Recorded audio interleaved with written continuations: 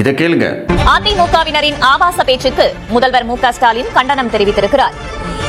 எங்கள் மேடைகளில் சாதனைகளையும் பயனடைந்தவர்கள் பற்றிய தரவுகளையும் சொல்கிறோம் என்றும் ஸ்டாலின் குறிப்பிட்டுள்ளார். ஒரு படத்துல சத்யராஜ் பார்த்த கவுண்டமணி ஒரு வசனம் சொல்லுவாரு, அது எப்படி மாப்பிள்ள கொஞ்சம் கூட வெக்கப்படாம பேசுற அப்படின்னு. அந்த டைலாக் இன்னைக்கு ஸ்டாலின் அவர்களுக்கு தான் பொருந்தும். அது எப்படிங்க கொஞ்சம் கூட வெக்கமே இல்லாம பெண்களை ஆபாசமாக பேசினார்கள் அப்படின்னு அதிமுகவுக்கு கண்டனம் தெரிவிக்கிறீங்க? எதிர்க்கட்சிகளை சேர்ந்தவர்களை, அவர்கள் குடும்பத்தினரை, அவர்கள் வீட்டு பெண்களை, எதிர்க்கட்சியில் இருக்கக்கூடிய பெண்களை ஆபாசமாக பேசுவதற்கு கற்றுக் கொடுத்ததே திமுக தான். திமுக என்ற கட்சியே ஒரு ஆபாச குடம் தான். அப்படிப்பட்ட ஒரு கட்சிக்கு தலைவராக இருந்துகிட்டு நீங்க அதிமுகவை பார்த்து விமர்சனம் பண்றீங்க. அதிமுகவில் இருந்த சி.வி. சண்முகம் பேசினது ரொம்ப தவறு. அதற்கு அவர் வருத்தம் தெரிவித்திருக்கிறார். ஒரு நடிகையுடைய பெயரை தேர்தல் பிரச்சாரத்திற்காக பயன்படுத்துவது மிக மிக தவறு. அதற்கு சி.வி. சண்முகம் அவர்களுக்கு நம்மளுடைய கண்டனங்கள். இந்த பிரச்சனை பெருசானதுனால இனி வரும் காலங்களில் அதிமுகவினர் எல்லாமே கண்டிப்பாக எச்சரிக்கை உணர்வோடு பேசுவார்கள் அப்படின்னு எதிர்பார்க்கலாம். ஆனா இதை கண்டிக்கிற தகுதி திமுகவுக்கு இருக்கா?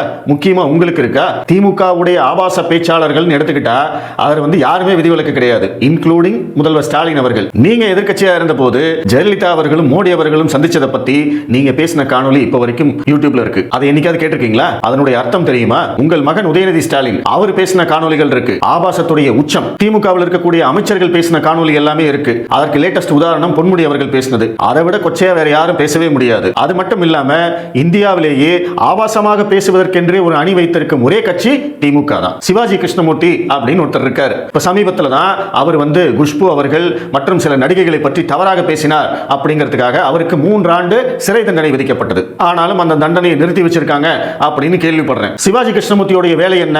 எதிர்க்கட்சியை சேர்ந்தவர்களை கண்ணா பின்னான்னு பேசணும், கேவலமா பேசணும், ஆபாசமா பேசணும், அருவருப்பா பேசணும். அவர் பேச பேச மேடையில் இருக்கக்கூடிய தலைவர்கள் எல்லாம் கைதட்டி ரசிப்பாங்க.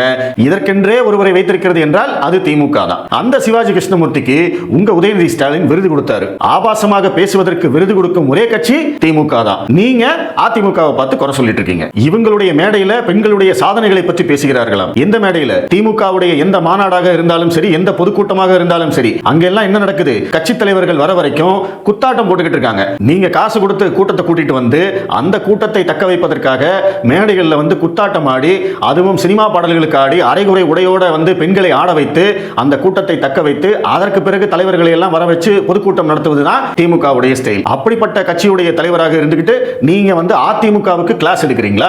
அதற்கு முதல்ல உங்களுக்கு தகுதி இருக்கா? ஆபாசமாக பேசுவது, அருவருப்பாக பேசுவது, பெண்களை கொச்சைப்படுத்துவது, இதுதானே திமுகவுடைய கொள்கை, இதுதானே திமுகவுடைய கோட்பாடு.